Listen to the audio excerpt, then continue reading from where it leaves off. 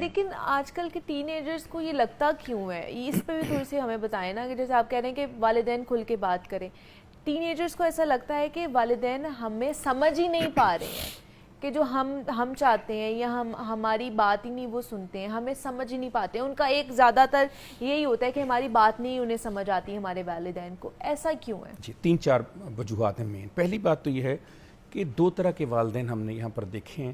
ایک وہ ہیں جو حد سے زیادہ سختی کرتے ہیں بچوں کے اوپر، اتنی سختی کرتے ہیں کہ ان کا خیال ہے کہ بچے کو ہم سے کھل کر بات نہیں کرنی چاہیے۔ وہ جو ایک شیر کی آنکھ سے دیکھنے کا ایک کنسیپٹ تھا، اس کو شاید اس طرح سے انہوں نے لیا ہے کہ بچہ اپنی بات ہی نہ کرے، وہ دب کے رہے پیرنٹس کے آگے۔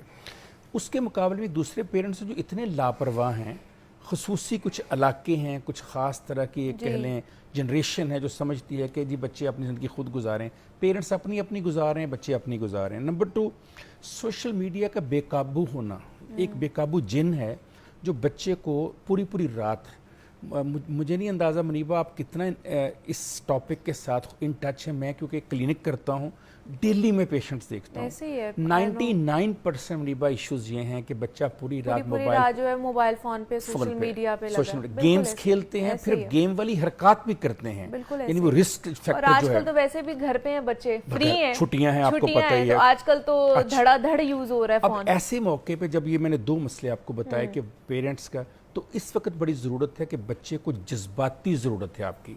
سوال یہ ہے کہ بچہ سوشل میڈیا پر گیم پر کیوں جاتا ہے، پیرنٹس سے بات کیوں نہیں کرتا؟ بات یہ ہے کہ سوشل میڈیا کے اوپر کہیں پر بھی ڈس لائک کا بٹن نہیں ہے۔ زندگی میں ڈس لائک زیادہ ہے۔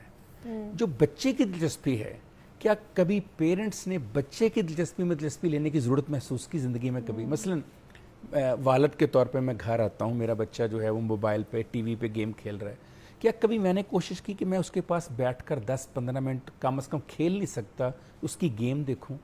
کیونکہ جو ہی میں اس کی گیم دیکھوں گا، اس کی انٹرسٹ میں انٹرسٹ ہوگا، کل میرے انٹرسٹ میں وہ بھی انٹرسٹ لے گا۔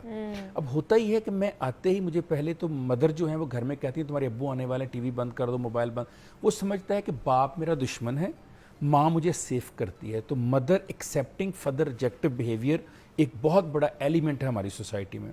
اس کے بعد باپ یہ سمجھتا ہے کہ میرا کام صرف بچے کو پڑھنے کی تلقین کرنا ہے، سختی کرنا ہے، اس کی دلچسپی میں دلچسپی لینا نہیں ہے۔